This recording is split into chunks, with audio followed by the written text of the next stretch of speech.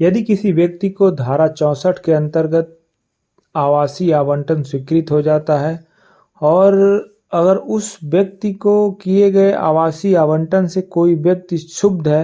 या उससे उसको परेशानी है या उस भूमि का आवंटन उस व्यक्ति के हक में कर दिया गया है जिस भूमि पर किसी अन्य व्यक्ति का कब्जा है, तो वह व्यक्ति धारा 64 में किए गए आवासीय आवंटन को निरस्त करने के लिए कलेक्टर के समक्ष उस पट्टे की जांच के लिए आवेदन पत्र प्रस्तुत कर सकता है। मान लीजिए अगर आप किसी जमीन पर वर्षों से काबिज हैं और उस पर अपना सहन आबादी के रूप में प्रयोग कर रहे हैं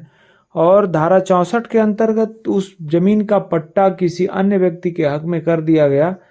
तो जब इसकी जानकारी आपको हुई तो आप सोचेंगे भाई ये तो गलत हो गया, क्या किया जाए इसके संबंध में। तो इसके संबंध में प्रावधान दिया गया है धारा 66 में कि यदि किसी जमीन पर जिस पर आप काबिज हैं और उस जमीन का अलॉटमेंट जो है उसका पट्टा किसी दूसरे व्यक्ति के हक में कर दिया जाता है, तो आप उस पट्टे की जांच के लिए धारा 66 के अंतर्गत कलेक्टर के समक्ष आवेदन प्रस्तुत कर सकते हैं। आपके द्वारा प्रस्तुत किए गए आवेदन पर कलेक्टर संबंधित तहसील से जांच आंखें आउट करेंगे और आपके कथनों के संबंध में जांच करा करके अगर आपके कथन सही पाए जाते हैं तो उस पट्टे को निरस्त करने का जो है आदेश पारित कर सकते हैं। अब एक प्रश्न ये उठता है कि किसी भी आवासीय आवंटन को निरस्त करने के लिए कितने दिन की अवधि के अंतर्गत जो है वाद दाखिल किया जा सकता है।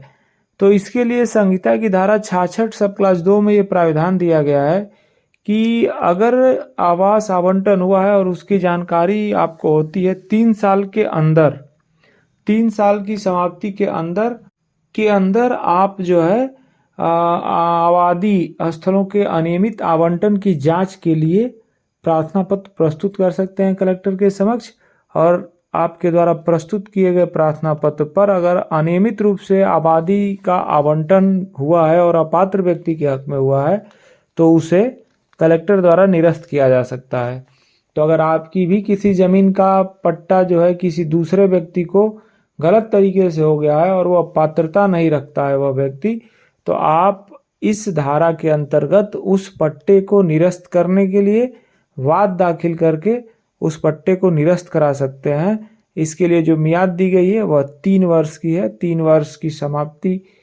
के अंदर ही आपको जो है यह आवेदन देना होगा। और ये जानकारी आपको कैसी लगी ये कमेंट बॉक्स में ज़रूर बताएं। और यदि आपने हमारे चैनल को सब्सक्राइब न किया हो तो कृपया इसे सब्सक्राइब करें, ऐसी जानकारियाँ आपको